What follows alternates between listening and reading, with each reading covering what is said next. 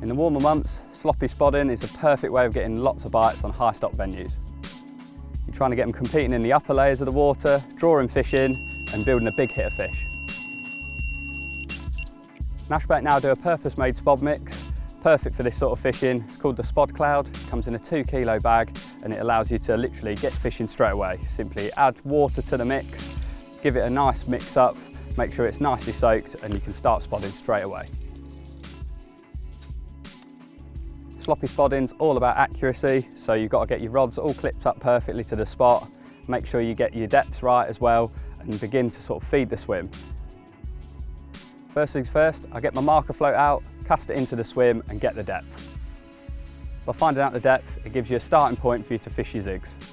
You can fish zigs in 2 ways, the adjustable zig for deeper waters or a fixed zig with just a straight hook link off the lead. The benefit to adjustable zigs is you can adjust the depth until you find the area where the fish are feeding the most.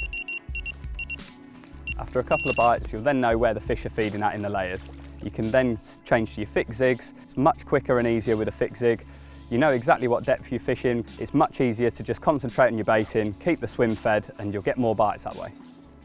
Bite indication is important when you're fishing your zigs. I like to fish a nice tight line, a tight clutch, and have a bobbin right at the top so I can pick up any indications of the fish moving through the swim.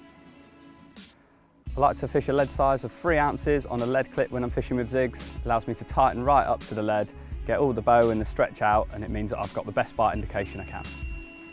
When fishing on high stock lakes, the last thing you want to do is be losing the lead. I like to use a lead clip, but I make sure the tail rubber's on just enough so that you can keep the lead on. Only in the event of it hitting weed or snags will it come off. Dropbacks are common when you're fishing with zigs, so by using a tight line, you're getting the best bite indication possible. Bites on high stock venues can come thick and fast, so I've always got lots of rigs tied, ready to go.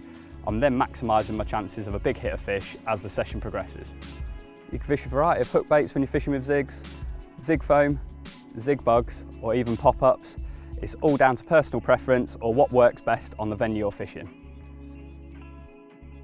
When choosing your sloppy spod cloud, you want to make sure that it's got lots of attraction but also creates a real big cloud that hangs in all the layers of the water column. Our spod cloud has got 5 ingredients of varying different buoyancies, so when soaked with water they fall at different rates, clouding up the full column all the way from the surface to the lake bed. Of the 5 ingredients, you've got a milk powder which hangs in the water in the upper layers and really draws fish in. It creates that initial cloud that's really attractive to the fish. Another ingredient is a cray meal. It's full of fine particles that fall at different rates through the water column. We've also added a vanilla powder to the mix. This creates a lovely creamy aroma that's really nice smelling and attractive to fish. The spod cloud's readily prepared. All you need to do is wet it up and get fishing. Although sloppy spodding can be a really fun method to fish on your own, it's also great to do as a pair. Simply fish as a team, keep the work rate going up and you'll catch lots and lots of fish. You can find the spod cloud at your local Nash stockist, head over to your nearest high stock venue and give it a go.